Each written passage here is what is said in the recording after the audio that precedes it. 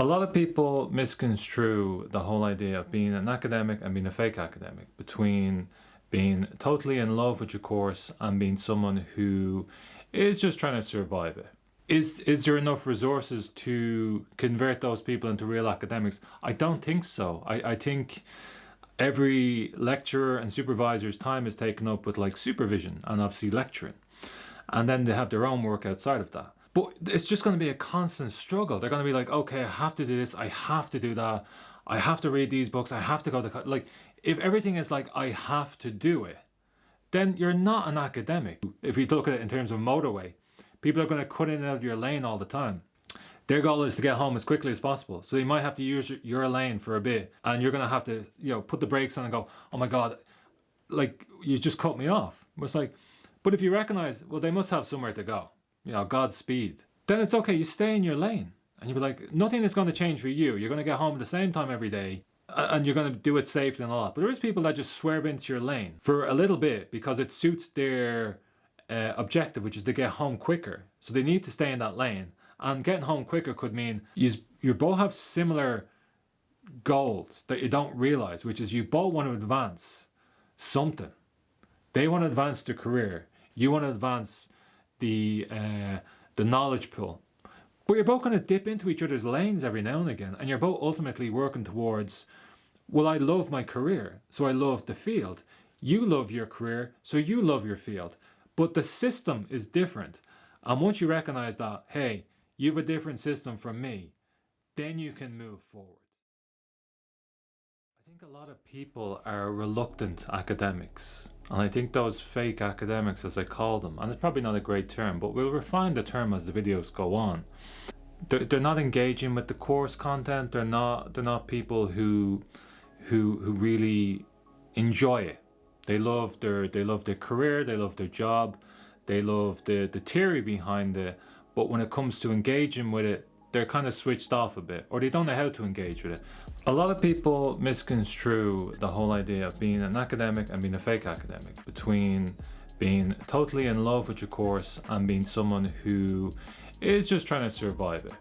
If you don't have time to be a real academic, then be a fake academic, but be a known fake academic. You're better off saying to someone, you know what, academia is not for me. I have no real interest in staying past my master's or my doctorate, if you've got that far.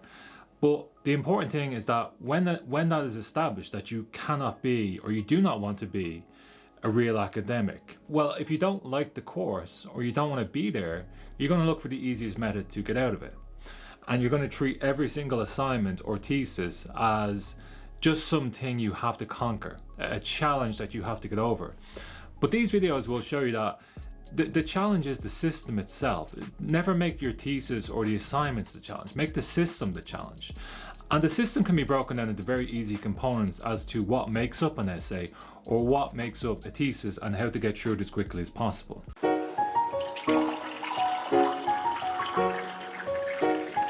Is there enough resources to convert those people into real academics? I don't think so. I think every lecturer and supervisor's time is taken up with like supervision and obviously lecturing. And then they have their own work outside of that. When it comes to teaching someone, well, here's research skills or here's how to research better, there's no real methodology for converting a non-academic into an academic. You either have it or you don't. That's the standard line. It's like, well, they're either good students or they're bad students. And the bad students will they'll scrape through, or they're going to fail. And then the actual students who love the course and want to be there, they'll just sail through and they're fine. They'll get the marks they need and they'll go on.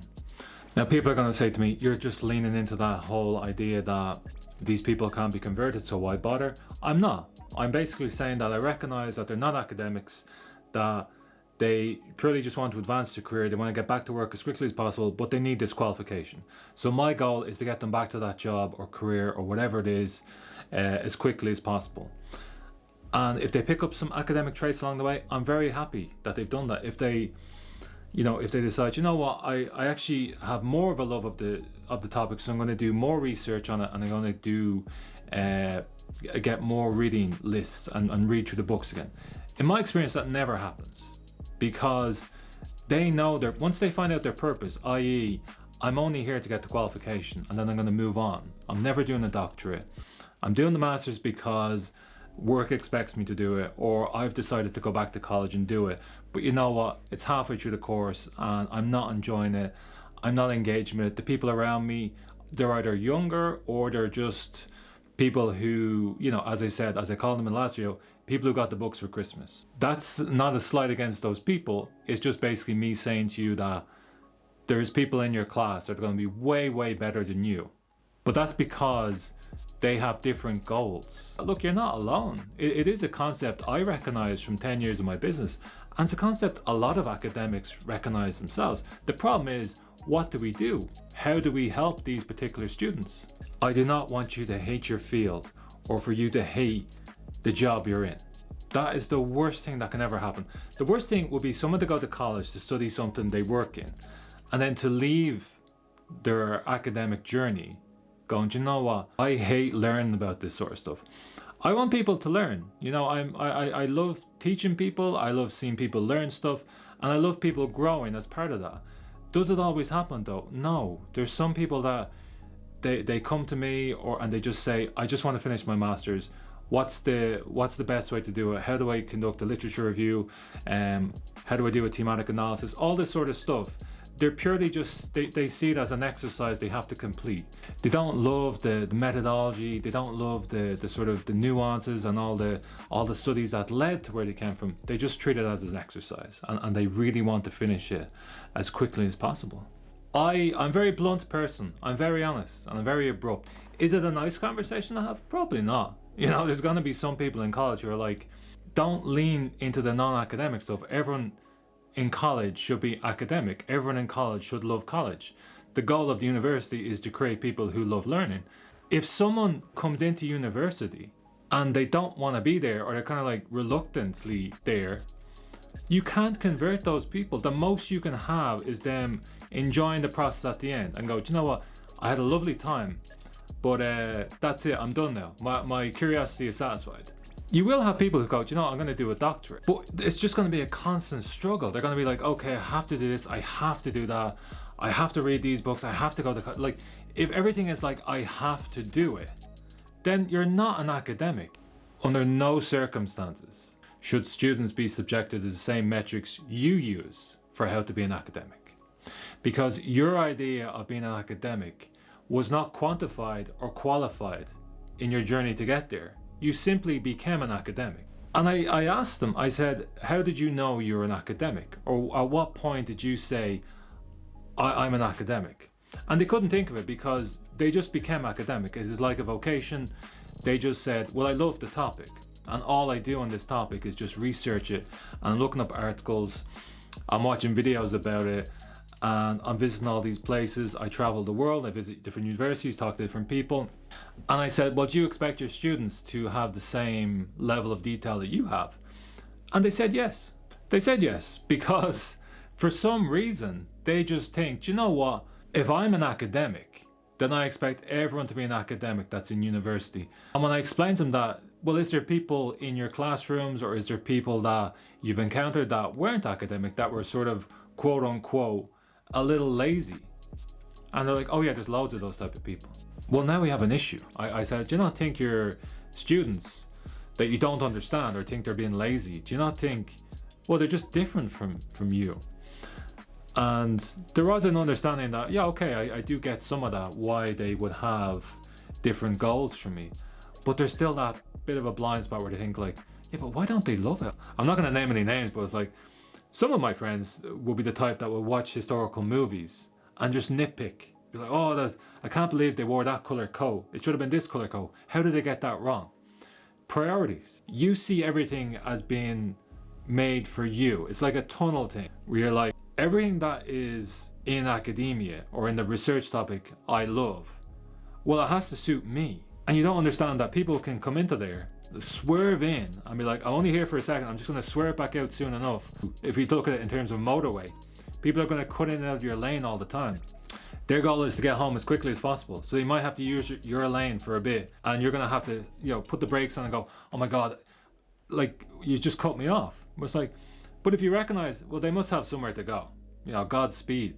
then it's okay, you stay in your lane. And you'll be like, nothing is going to change for you. You're going to get home at the same time every day, and you're going to do it safely and all that. But there is people that just swerve into your lane for a little bit because it suits their objective, which is to get home quicker. So they need to stay in that lane. And getting home quicker could mean you changing jobs quickly, or advancing your career quickly, or you have to implement a process super quick back in work. So you can't spend any more time than a year in college. You can't be an academic because 99% of your brain power is back in the company. And it's up to them if they want to beep you non-stop for the whole time you're in the lane, or if they want to go, do you know what? Cut right in, I'll let you in, and then cut right out. Be the person that lets them cut in and lets them cut out.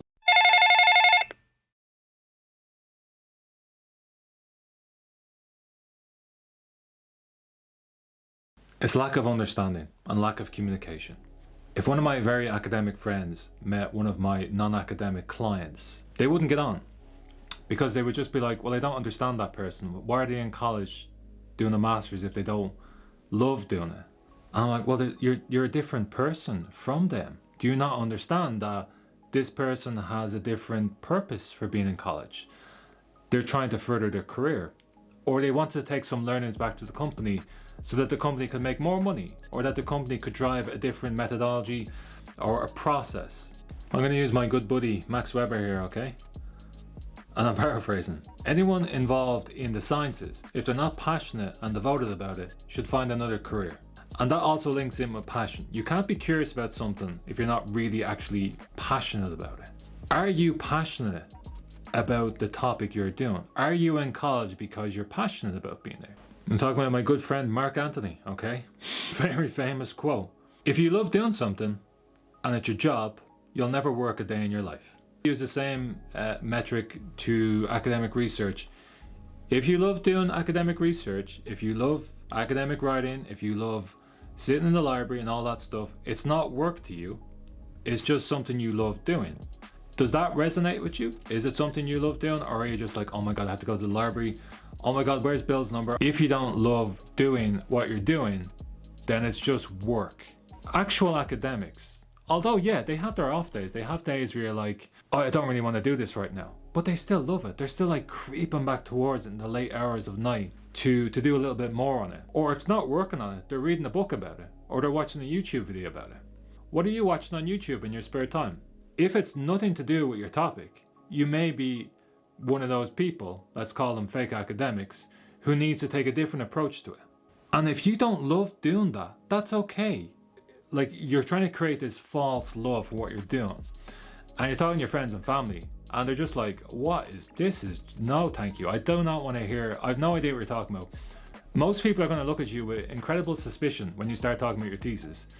Especially at Christmas time, where you're like, I read this great book last night. Because what you're doing is you're turning your family into therapists. Some of the shite I encounter, okay, fairly contentious right now. Some of the shite I have to listen to is a lot of universities think they can turn the Love Island watching student into the research methodology loving student. It's not going to happen. You can't. Someone has a negative mindset in college. Okay, we can sort out negative mindsets. Negative mindsets is basically, look, it's what these videos are. I'm not a negative Nancy, even though people say I am. These videos is me breaking down what you have to do. It's me saying there's a big issue here, massive issue. You hate being in college, and most people there see that you hate college. So let's flip the switch. Let's flip the script and say, okay, I don't want you to say you love college and be fake about it. I want you to realize that what is your purpose for being in college? It is to finish your thesis so you can X, Y, Z. Advance your career, get more money, change jobs, whatever. Once you realize that, then it's not seen as a negative mindset. It's just seen as a different mindset. Whenever I hear lecturers going, this student has such a negative mindset, it's like, they don't. They have a different mindset. Approach them as if they have that different mindset. Don't just approach them and go, you actually hate being in here, and I hate you because you hate being here. If you do that, then the communications break down, and they have their own purpose and all end result. And the goal of negotiation and diplomacy is to find a common ground.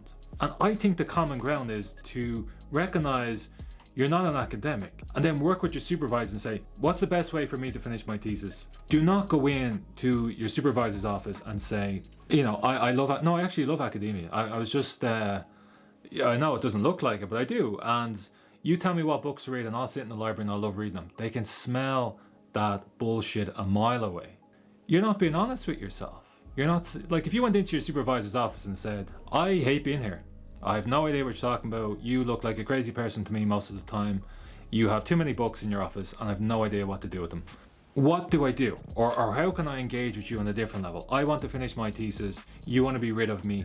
I think that's a great starting off point, because now your supervisor says, okay, I don't have to turn them into an academic. As much as academics, including myself, don't want to admit it, it takes a lot of pressure off, because you're like, okay, I don't actually have to convert them.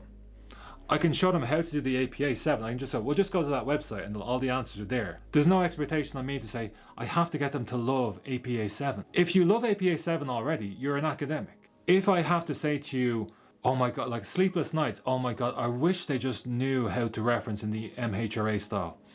And I wish they knew this and I wish they knew that. You like, take the load off yourself as well. Fake academic, take the load off yourself. You don't have to be an academic. And academics, take a load off yourself.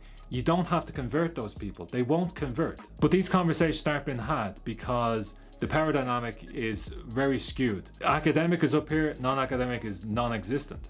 If you come clean to your supervisor and say, I actually have no idea what's going on, and I don't think I want to know what's going on. I want to just get the bare minimum just to finish this assignment or finish this thesis. I think a lot of supervisors would take a lot of pressure off them, because they're like, okay, I don't actually have to mold that person or convert them. I just have to get them to finish their thesis. Sometimes there isn't enough hours in a day for a supervisor to supervise you if you're not academic and if you don't get it straight away. But they don't realize that that's okay, and that the person they're trying to get it doesn't want to get it.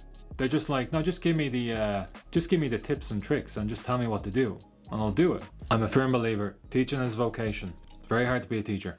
It's not something, it's either something you have or you don't. Okay, that's my next controversial take. I think you can teach a teacher how to be better, but you can't teach someone how to be a teacher. You can improve a natural teacher by showing, well, here's different methodology you can use. Here's all the different learning styles that your students and pupils will have. And to recognize that not everyone learns the same. There's teachers in the job that don't really want to be there. The teachers watching this video will get it, that there's people in their staff room that don't want to be there. And they would have had teachers themselves growing up that didn't want to be there either. There's amazing, amazing researchers who are shy teachers and shy supervisors. So you're trying to engage with a supervisor who has no idea how to supervise you, or no idea how to instruct you or teach you. So when you go to them and say, here's my thesis, here's what I've done so far, and they're just like, this is awful. This is like, what? It's spelling mistakes all over the place, which is fine. Okay, look, there shouldn't be spelling mistakes in it, okay, but that's okay. But you can get back to that at some point. But they're like, well, why didn't you read this book? Or where's the engagement here? Or where's this? Where's all this stuff that comes naturally to me? Why do you not have it? And it's just like, well, do you hear what you're saying? You're basically saying, why aren't you like me? And you're expecting that student to be sort of like, well, you're not a clone of me, so I don't know how to deal with you. How are you not getting this? And it's like, well, I'm not getting it because you don't know how to instruct me, or you don't know how to teach me. Those type of people, unfortunately, there's no real easy way around it. And in my video on how to deal with supervisors, that might need an intervention. Because if you're just getting your thesis back and it's like, I've no idea what I'm doing wrong. If you've no idea what you're doing wrong, then you haven't been told. You've been given destructive criticism and not constructive criticism.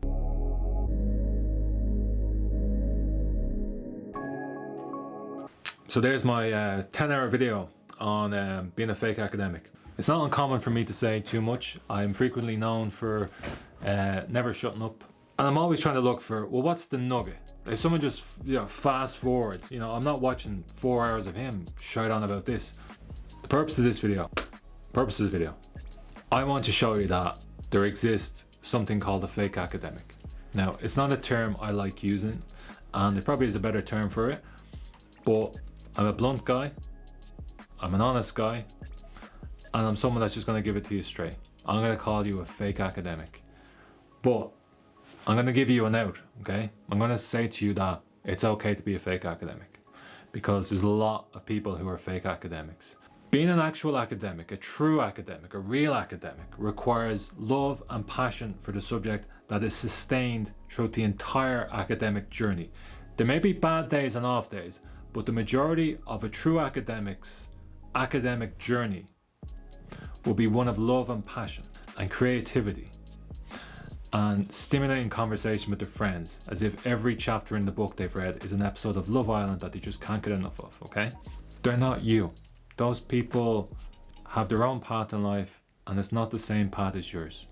College, university, it's not a monolith. I know it might be seen as a place, and it frequently is a place, where people enter on the factory floor and they're turned into something at the end that is broadly similar to every other product that is released from a college, okay? That product being students. You cannot create a conveyor belt of similar students, okay? It is the antithesis of college. College is supposed to create diverse minds, diverse ways of thinking, different ways of thinking, ultimately in the pursuit of the advancement of the human race. You will have people in college who are like, that is lovely. I support that wholeheartedly, but I just dipped into your lane because it's a quick way for me to get home. Loving what you're doing in this lane. Everyone is driving really slow. You keep on going. Everyone is kept safe. It's great. Loving your work, but I need to get home. So I'm going to go back in the fast lane again, okay? Academics, recognize that those people, let them go as well. Let them drive home. Don't beep them. Don't go, I'm going to follow him until, and then I'm going to pull out, and then I'm going to give them a good telling off. Why? What do you get out of that? As an academic, as a true academic, what do you get out of chastising a fake academic? You both have similar goals that you don't realize, which is you both want to advance something. They want to advance their career. You want to advance the knowledge pool. But you're both going to dip into each other's lanes every now and again, and you're both ultimately working towards, well, I love my career, so I love the field. You love your career, so you love your field. But the system is different. And once you recognize that, hey, you have a different system from me, then you can move forward.